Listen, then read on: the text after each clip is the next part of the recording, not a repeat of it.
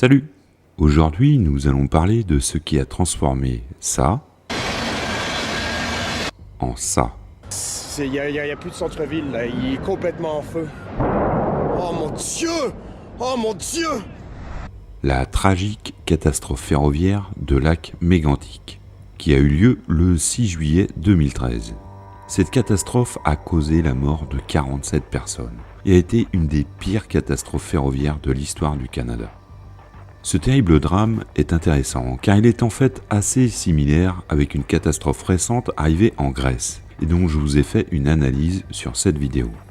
Ça s'est passé il y a 10 ans, à un peu plus de 5000 km d'ici, dans un système ferroviaire qui n'a pas grand chose de commun avec ce qu'on connaît en Europe. Alors pardonnez-moi si je fais quelques raccourcis ou imprécisions, les viewers québécois corrigeront. Un peu de contexte pour comprendre. Lac Mégantic est une petite ville située dans la province de Québec, au Canada. Elle est située sur une ligne de chemin de fer qui relie les États-Unis à l'est du Canada. Cette ligne de chemin de fer est utilisée pour transporter principalement du pétrole brut. La région est depuis longtemps associée à l'industrie ferroviaire. Le chemin de fer a été longtemps un élément clé du développement économique de la région, et ça depuis le début du XXe siècle. La ville de Lac Mégantic était autrefois un important centre ferroviaire, avec des ateliers de réparation et des installations de triage. Cependant, avec la baisse de l'industrie ferroviaire, la ville a vu son importance diminuer. Dans les années 90, les ateliers ont été fermés, les installations de triage ont été abandonnées.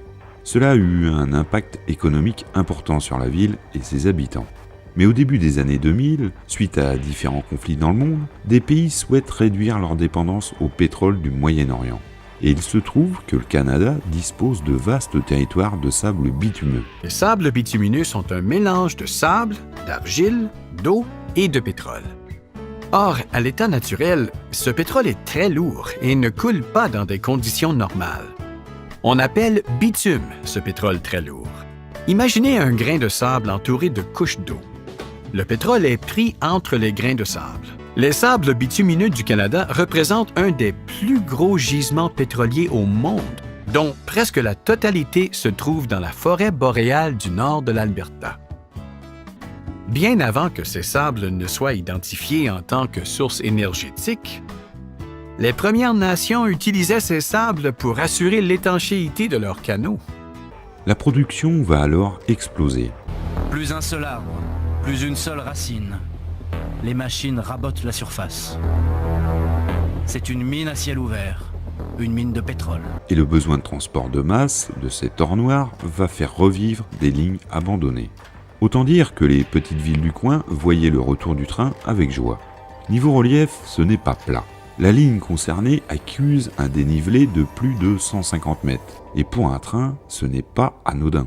Côté organisation, le ferroviaire canadien est bien différent de ce qu'on connaît en Europe. Contrairement à ce qui se fait en Europe, au Canada, c'est comme aux USA. Les compagnies exploitent les trains, mais sont aussi propriétaires des lignes. Il y a donc différents opérateurs ferroviaires qui sont parfois aussi gestionnaires de réseau. Au-dessus, il y a une autorité de contrôle, autorité d'État, Transport Canada. C'est un ministère des Transports du gouvernement fédéral canadien. Pour simplifier, ce sont un peu eux, les gendarmes du rail, là-bas. Les chemins de fer font partie intégrante du réseau de transport du Canada. À Transport Canada, nous élaborons et appliquons la réglementation qui contribue à rendre le réseau ferroviaire du Canada sécuritaire, sûr, efficace et respectueux de l'environnement.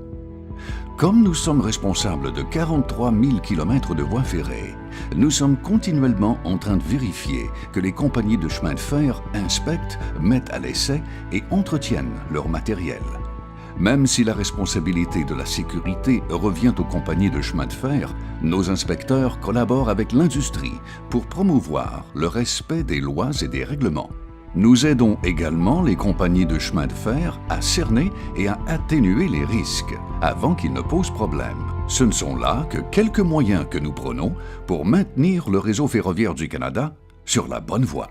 Voilà, maintenant que vous avez tout ça en tête, passons à la catastrophe en elle-même. Le train concerné est opéré par la compagnie MMA, Montréal Main and Atlantic Railway. Il faut savoir que cette compagnie a, entre autres, initié une nouvelle règle, la conduite à agent seul, là où tous les autres conduisent à 2 agents. Je souligne ce fait car il témoigne d'une volonté globale d'abaissement des coûts, volonté que l'enquête mettra en lumière à tout niveau concernant cette compagnie. Car si la conduite à agent seul est la norme dans beaucoup de pays européens, il faut bien se rendre compte que ce sont des systèmes ferroviaires qui n'ont rien à voir. Là-bas, tout est énorme et l'organisation est très différente. Si chez nous, on peut imaginer un train de fret de 800 mètres avec un seul agent, on ne le ferait pas avec un train de plusieurs kilomètres où le conducteur s'occupe de tout, depuis la formation du train jusqu'aux essais des freins. On y reviendra. Le convoi allait de Newtown, dans le Dakota du Nord, où se trouvent de nombreux champs pétrolifères, jusqu'à St. John, dans le New Brunswick, où se trouve une raffinerie. La voie passe au cœur des villes, et s'il a bien été envisagé de créer un contournement à une époque, rien n'a été fait, car c'est trop cher. Le 5 juillet 2013, vers 22h50, le train arrive à Nantes. Alors oui, moi aussi j'ai bugué quand, il y a 10 ans, j'ai lu des articles sur une énorme catastrophe ferroviaire à Nantes, vu que je suis dans le ferroviaire à Nantes et que je n'étais au courant de rien. Bon, il se trouve qu'il y a un Nantes aussi au Québec, et que c'est de celui-là dont on parle ici. Donc notre train est garé là pour la nuit. Ce n'est pas un train de gamin. 7,7 millions de litres de pétrole brut dans 72 wagons-citernes. En tête, 5 locomotives. Je le disais, ce n'est pas plat, donc il faut de la puissance.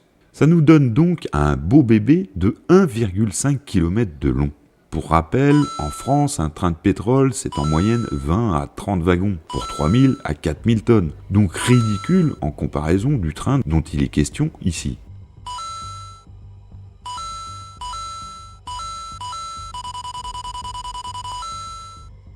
Le train est garé pour la nuit, et il sera repris par un autre conducteur plus tard. Il y a 2 voies à Nantes, une principale et une voie d'évitement.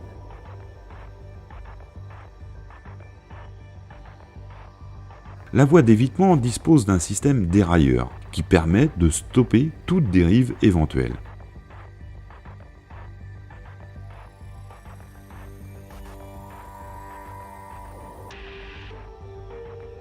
Mais la voie principale n'en a pas, et le train est garé sur la voie principale. Dans la plupart des réseaux ferroviaires, on ne gare pas sur principale, car ça doit rester une voie de passage. Elle n'est donc pas équipée pour bloquer les trains. Mais la MMA avait déjà un autre train garé sur la voie d'évitement, et ne s'embarrassait pas des contraintes comme ça. Le conducteur était bien content d'arriver là, car le trajet n'avait pas été simple. Une des locomotives, celle de tête, s'était mise à faire des bruits étranges. Crachait l'huile, fumait salement, et il avait eu peur qu'elle lâche en route. On apprendra plus tard qu'elle avait des problèmes depuis 8 mois, et qu'au lieu de la réparer, la société avait fait un bidouillage à coups de résine époxy pour maintenir des pièces du moteur ensemble, en espérant que ça tienne. Le conducteur allait passer la nuit dans un hôtel et laisser là son train. Et au Canada, la pratique veut qu'on laisse le train en marche, moteur tournant, pour alimenter les freins en air. Donc il éteint 4 des 5 locomotives et laisse celle de tête tourner. Pour rappel, le freinage d'un train fonctionne à l'air et en pression, de façon à ce que s'il n'y en a plus, pour n'importe quelle raison, le train freine seul avec un système mécanique de ressort qui prend le relais de l'air. Mais ça, c'est le frein automatique. Un autre frein existe, beaucoup moins sécuritaire, le frein direct. Il freine que les locomotives et est très souple d'utilisation. On envoie de l'air dans un piston, le piston pousse les semelles de frein contre les roues, et voilà. La pression est transmise à 2 autres pistons qui, sous l'effet de la force, déplacent des mâchoires qui viennent serrer un disque. Mais il n'est pas sécuritaire, car il suffit d'une rupture dans l'alimentation en air et les freins se desserrent. Le problème, c'est que pour freiner, je suis obligé de développer un effort. Là-bas, il est jumelé avec des réservoirs d'air, afin de le rendre un peu plus sécuritaire. Mais pas de système automatique en cas de manque d'air. Ce frein est utilisé uniquement quand le conducteur est en cabine chez nous. Donc ici, le conducteur va serrer les freins directs, isoler le poste de conduite et laisser ça comme ça. Là-bas, la norme, c'est de serrer les freins à main des wagons en plus, car ce n'est pas plat. Le frein à main, qu'on nomme frein à vis, c'est un volant sur chaque wagon. On le tourne et ça serre le frein, mécaniquement. Le nombre à serrer est fonction de la pente de la voie et de la masse du train. La norme MMA dit que pour ce train, il faut en serrer 9. Les plus sécuritaires conseillent d'en serrer bien plus. Le conducteur, ce soir-là, n'en serre que 7. Cette faute trouve ses causes dans le management même de la sécurité au sein de la société MMA. Pas ou peu de management de la sécurité. Faut que ça roule, faut que ça gagne de l'argent, et ça rapidement. La dérive réglementaire est devenue habituelle. On n'avait rien. Une rail cassait. On n'avait pas pour la remplacer. Pire même, celui qui veut appliquer strictement la norme se fait reprendre par ses supérieurs. Le rapport d'enquête parlera, je cite, d'une faible culture de sécurité. Un comble pour une entreprise ferroviaire, domaine où la sécurité se doit d'être la Bible. On est en train d'accabler ce conducteur de tous les maux de la Terre, alors que ce n'est peut-être que la conséquence de toute une culture d'entreprise faite de négligence et de laisser-aller. Donc notre conducteur ne sert que 7 freins à main. Et ce sera bon comme ça. Mais la norme dit qu'un essai doit être fait. Il faut que les freins à main soient capables, à eux seuls, de retenir un train. Et il faut vérifier si tel est le cas. Donc on doit serrer les freins à main, réalimenter le frein à air pour simuler une réalimentation anormale et regarder si le train reste bien fixe sans bouger. Sauf que notre conducteur est seul, fatigué et comme d'habitude, il fait tout très vite. Ce soir-là, les freins à air des locomotives n'ont pas été desserrés pendant l'essai. Le train était donc retenu par l'effort jumelé des freins à main et des freins à air. Ceci a également donné l'impression erronée que les freins à main, à eux seuls, étaient suffisants. Il n'attend pas assez que l'air se propage dans tout le système de frein. Aussi, les freins à air des locomotives sont demeurés serrés pendant l'essai, de sorte que le train était retenu par l'effort jumelé des freins à main et des freins à air. Le conducteur, satisfait de son essai, conclut à tort que le train est retenu par les freins à main, et donc que c'est bon. Il verrouille son poste de conduite et rejoint un taxi pour l'hôtel. L'enquête prouvera que le conducteur n'avait pas respecté la norme MMA de serrer 9 wagons, mais que même avec ça, le train serait parti tout seul. Car d'après les calculs, vu la masse du train et la pente de la voie, il fallait en serrer entre 17 et 26, là où la norme MMA parlait de 9. Sauf que ça demande du temps. Cheminer le long du train, serrer le soir, faire l'inverse le lendemain. Et le temps, c'est de l'argent. Aussi, la société MMA avait réduit cette norme à 9. Alors je résume la situation pour être bien clair. Voie en pente, pas de système de dérailleur, locomotive serrée au frein direct, et elle et quelques wagons au frein à main en plus. Locomotive de tête laissée en marche pour alimenter en air, mais moteur pas du tout en forme. Vous voyez la catastrophe arriver ? Ça va vraiment mal tourner. Ça ne fait pas bien longtemps que le taxi est parti avec le conducteur du train, quand une voiture passe sur la route à côté du train et voit des flammes sortir de la locomotive de tête. Vite, les pompiers. Lorsqu'ils arrivent, ils constatent l'incendie et appliquent leur procédure prévue pour les feux sur véhicule. Couper le moteur. À cet effet, les locomotives là-bas ont un gros bouton à l'extérieur où il suffit d'appuyer pour tout couper. C'est d'ailleurs sur ce bouton-là que la police tentera de tirer dans le film Unstoppable. Voir ma vidéo sur ce film. Une fois le moteur éteint, ils viennent à bout de l'incendie. Ils avaient en même temps appelé la société MMA pour les aviser que leur train était en feu. Et au lieu de réveiller le conducteur pour qu'il aille sur place, la société a envoyé un agent de la voie. Sauf que le gars n'y connaît rien. C'est pas du tout son domaine. Il constate juste que le train n'est plus en feu et qu'il est arrêté. Tout ce beau monde repart et le train est là, seul, moteur arrêté. Sauf que plus de moteur veut dire plus de production d'air. Et les lentes fuites, normales sur des capacités d'air relativement faibles, vont faire que petit à petit, les freins pneumatiques vont se desserrer. Toutes les locomotives étant éteintes, le circuit de freinage à air a commencé à perdre de la pression et les freins sont graduellement devenus de moins en moins efficaces. Environ 1 heure plus tard, juste avant 1 heure du matin, la pression d'air a baissé à un point tel que l'effort jumelé des freins à air et des freins à main ne pouvait plus retenir le train. Le train a commencé à se déplacer sur la pente descendante et à rouler vers lac Mégantic sur une distance de 7000. C'est pour ça qu'on doit serrer en plus les freins à main. Mais il n'y en avait pas assez de serrés pour tenir seul le train. Petit à petit, le train se met à bouger, entraîné par sa masse. Environ 2 heures après son garage, le train se remet en route, seul. La pente est forte, la masse importante. Aussi, la vitesse progresse. Un des pompiers intervenus sur le train rentre chez lui à la fin de son service. Il est avec sa voiture à un passage à niveau dont les feux routiers clignotent, mais non équipé de barrières, comme souvent là-bas. Il attend, mais rien, pas de train. Et là, il fait ce qu'on ne doit pas faire. Il se dit que ce doit être une anomalie, et il traverse. À peine l'arrière de sa voiture dégage le PN, qu'il voit la masse sombre d'un train passer dans son rétro. Pas de bruit de moteur, pas de lumière, pas de sifflet du train. Il voit le train passer. Et il le reconnaît. Il comprend pas. Il devait rester là-bas toute la nuit. Il avait pris feu. Il alerte. Mais trop tard. Le train roule vers Lac Mégantic. Et plus rien ne pourra l'arrêter. Après avoir parcouru 11 km en dérive, il roule en entrée de ville à 105 km/h. 6 fois la vitesse normale d'un train à cet endroit. Les passages à niveau n'ont même plus le temps de se fermer. Rien ne peut l'arrêter, si ce n'est la voie. Une courbe à une bifurcation. Elle est limitée à 16 km/h et se situe en plein cœur de la ville. 66 wagons déraillent, certains s'éventrent directement.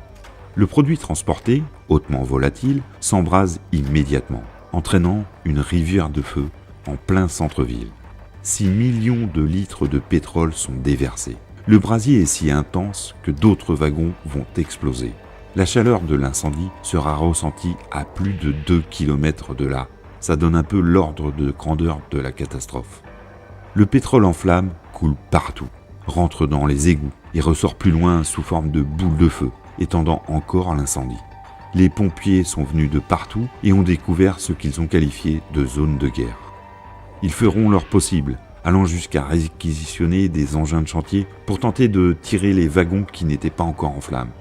Malgré tout, l'incendie brûla 2 jours complets. Tout ça en plein cœur d'une ville. On peut pas s'approcher trop proche parce que il y a vraiment beaucoup de chaleur ici aujourd'hui. C'est capoté. Fuck, man, this is absolute crazy. Calice. Qu'est-ce que je fais?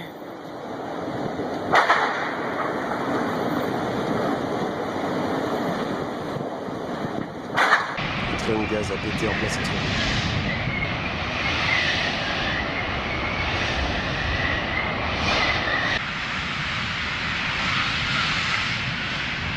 « 47 personnes perdront la vie dans cette catastrophe. Le centre-ville sera rasé. L'environnement, lui aussi, gravement touché par les 120 000 litres de pétrole qui coulèrent jusqu'à la rivière voisine. Le coût total de la catastrophe sera estimé à 1,5 milliard de dollars. Au-delà des causes directes que je viens d'exposer, on peut se demander comment on a pu en arriver là, à savoir qu'une compagnie dérive totalement sur la sécurité. En cherchant un peu, on se rend compte que le patron de la MMA avait déjà racheté une ligne dans le Wisconsin avec les mêmes recettes. Négliger la voie et la formation des personnels, réduire drastiquement les équipes et rouler au maxi. Ça s'est terminé par une catastrophe en 1996, avec le déraillement d'un train pétrolier là aussi. Explosion à la clé et interdiction pour la société de continuer dans ces conditions. Les autorités attribuent l'accident au mauvais entretien des rails et à la formation inadéquate du personnel. Mais pourtant, bien que les autorités soient au courant de ça, ça ne l'empêchera pas de remonter une société quelques années plus tard, la MMA. On apprendra aussi que la certification du conducteur, grosso modo son permis de conduire, avait été validée 3 mois après la date de son expiration. Il faut savoir que pour conduire un train, il faut être formé initialement, mais aussi en continu pour entretenir les savoirs, et que tout ça donne lieu à des évaluations qui valident ou pas le maintien de la certification.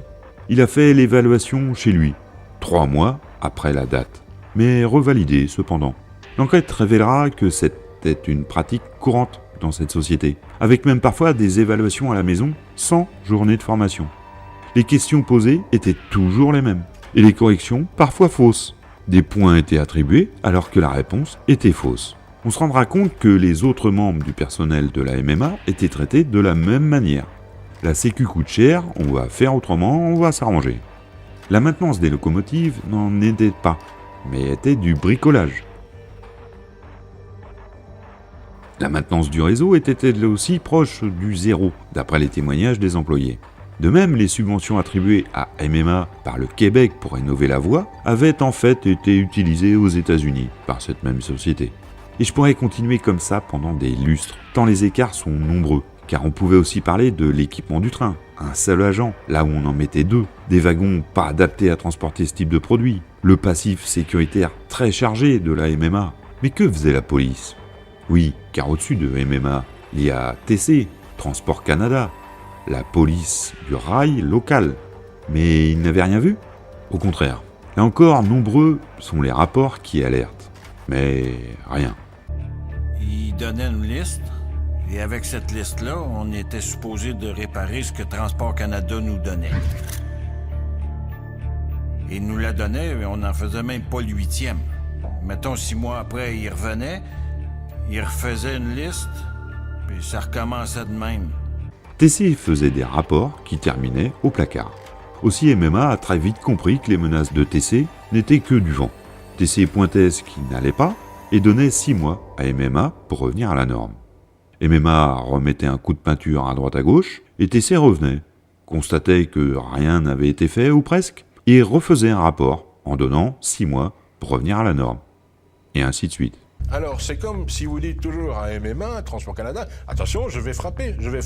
Mais comme ils savent que vous n'allez jamais le faire, ben on continue, pourquoi se gêner ? Alors c'est que Transport Canada n'a pas de pouvoir répressif.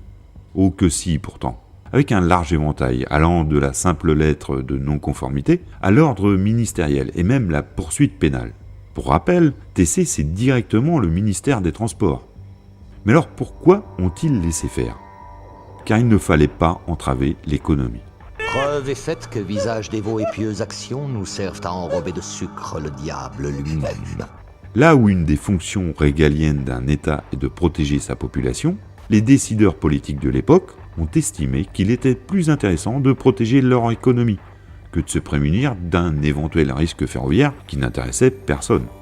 Et la vérité, c'est que quelque chose va très mal dans ce pays, n'est-ce pas ? Le budget de l'État pour la sécurité ferroviaire avait été réduit de 20% en un an, car c'est bien connu, la sécurité ça coûte cher. La sécurité, que ce soit dans le monde ferroviaire ou ailleurs, a les pires défauts. Elle coûte tout en étant invisible. En effet, dans les pays développés, personne ne monte dans un train en se demandant s'il va arriver en vie. C'est juste la base. La sécurité, quand elle est bien pensée et bien appliquée, est donc invisible. Tout marche normalement. Elle coûte très cher car il faut la faire vivre. Formation, mesures impactant la production, retrait des acteurs parfois. Mais n'est palpable que dans les factures. Par contre, quand on veut la rogner et y faire des économies, alors elle devient visible de tous. Incidents, accidents, catastrophes, décès. La vie de la Sécu est cyclique, à hauteur de la mémoire humaine. Un accident ou une catastrophe, et alors tout le monde veut de la Sécu, et est prêt à en payer le coût. Puis bien vite, l'actu passe à autre chose. Et petit à petit, des vendeurs de rêves économiques, vendeurs de recettes ferroviaires miracles, arrivent et expliquent qu'on peut faire pareil avec beaucoup moins. Tout ça se fait sur le temps long, car le ferroviaire vit sur le temps long. La durée de vie des infras, des matériels, des compétences, des savoir-faire. Et en effet, les premières années, ça fonctionne. On met presque plus rien en sécu et ça roule, car la sécu met du temps à se montrer, le temps de l'usure. Assez logiquement, quelques années après, ce qui doit arriver arrive. Nouvelle catastrophe, la sécurité redevient visible et on recommence le cycle. Aujourd'hui, on vit sur le temps court. Tout s'enchaîne très vite. Et même cette vidéo commence à vous paraître bien trop longue. Pensez donc, beaucoup sont désormais formatés à TikTok, le monde en 1 minute. Le ferroviaire ne sait pas, ne connaît pas le temps court. Il est très mal adapté à nos zappings permanents. La sécurité ne connaît pas le temps court. Nous sommes de moins en moins adaptés à elle. Alors oui, c'est arrivé et ça arrivera encore. Et quelqu'un fera une vidéo pour expliquer les causes. Et le cycle recommencera. Encore. L'humain est stupide et n'a pas de mémoire. Cette vidéo n'a qu'un but. Retarder pour vous, comme pour moi, le moment où on aura oublié que la sécurité doit rester invisible. Allez, tchou tchou.